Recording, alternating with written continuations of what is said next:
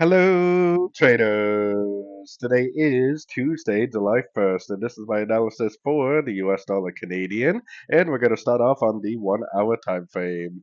So, the US dollar Canadian is actually one of the only dollar pairs where I would possibly consider going long because I do see this on the higher time frames as possibly a wave A, wave B, and wave C.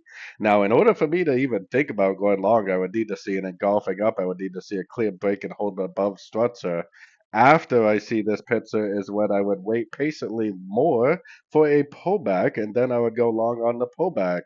But the reason why I would be so cautious and have to wait for confirmation is because the monthly is in a downtrend, the weekly is in a downtrend, the daily is in a downtrend. If I go up to the daily, most wave ones or wave A's, which I think this whole move down is either a one or an A. I personally think it's a one.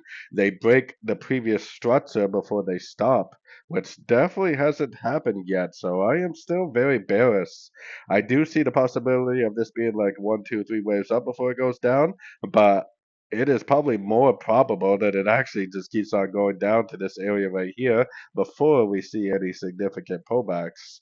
So as always, the trend is your friend. These dollar pairs are in such agreement that the trends are down, down, down on all the higher time frames that I would have to see something pretty convincing like this to even remotely think about going long.